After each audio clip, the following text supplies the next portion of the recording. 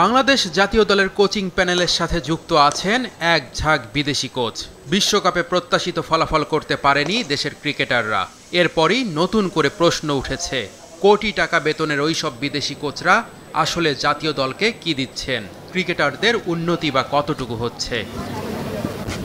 ভারতকে বিশ্বকাপ জেতালেন তাদের দেশের কোচ রাহুল দ্রাবিড়। এরপর কোহলিদের দায়িত্ব নিচ্ছেন গৌতম গম্ভীর।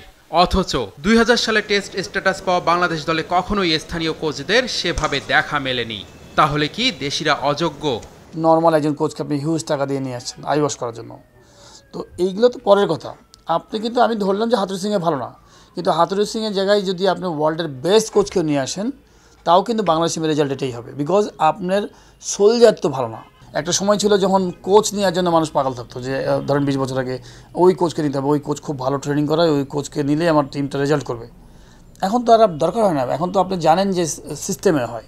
মাশরাফি, সাকিব, তামিম, মুশফিক যারা আজকে উঠে আসছে, মাহমুদুল্লাহ রিয়াদ, তারা কিন্তু আমাদের এই দেশীয় কোচদের হাত ধরেই কিন্তু আজকে এই দেশের বা সারা বিশ্বেরকে তাকলা নিয়ে দিয়েছে।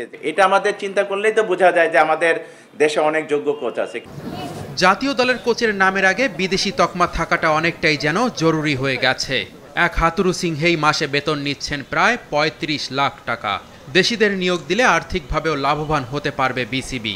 এইচপি দলের দায়িত্ব নেওয়া নতুন কোচ রাজিন সালেও বলছেন দেশিদের গুরুত্বের কথা। দেশি কোচরা আসলে আমার মনে হয় ভালো হবে। ছেলেরা তাদের ব্যক্তি স্বাধীনতা যে মানে বলা হয়, স্বাধীনভাবে কথা বলতে পারে, স্বাধীনভাবে আমাদের কথাগুলো শুনতে পারে এবং কাজ করতে পারে, এবং আমরা আমাদের কাজগুলোও স্বাধীনভাবে কাজ করতে পারছি। এটা একটা পজিটিভ সাইন আমি মনে করি। তারা কিন্তু বাংলাদেশি টাকায় কিন্তু বেতন নেয় না, তারা কিন্তু অলওয়েজ ইউএস ডলারে নেয়। ডলারগুলি আমাদের চলে যাচ্ছে। মোহাম্মদ রফিকের মতো ভালো স্পিনার আছে, তাকে কিন্তু আমরা কাজে লাগাতে পারতাম। ইমরান সারওয়ান আছে, তাকে কাজে লাগাতে পারতাম। সালাউদ্দিন ভালো কোচ, আমাদের ফাহিম ভাই আছে, তাকেও আমরা কাজে লাগাতে পারতাম, কিন্তু আমরা সেগুলি করছি না। বিপিএলে এখন প্রায় সব দলের হেড কোচের দায়িত্ব সামলান দেশিরা। বিদেশিদের সাথে দেশি কোচদের কোচিংয়ের মানের ফারাক আসলে কতটা? বিদেশি কোচ দরকার হয়। কেন দরকার হয়? বিকজ পক্ষপাতটা থাকে না। যখন আপনি লোকাল কোচকে যখন আপনি নেবেন, তখন হয়তো তাহলে যে তার যে বেল্টের প্লেয়ার সে হয়তো প্রায়োরিটিগুলো বেশি পাবে। আমরা হয়তো সেইভাবে আমরা দেখি।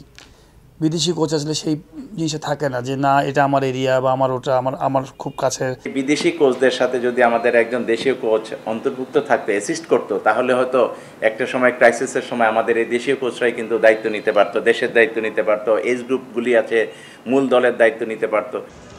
আগামী বছরেই মেয়াদ শেষ হবে হাতুরু সিংহের। ক্রিকেট বোর্ডের অধিকাংশ পরিচালকই চাইছেন দেশি কোচদের। দেশে মূল্য না পেয়ে অনেক সাবেক ক্রিকেটারই এরই মধ্যে ভিন দেশে গিয়ে কোচিং করাচ্ছেন। দেশি কোচদের মান উন্নয়ন আর কাজের পরিবেশ সৃষ্টি করতে বিসিবিকেই পদক্ষেপ নিতে হবে।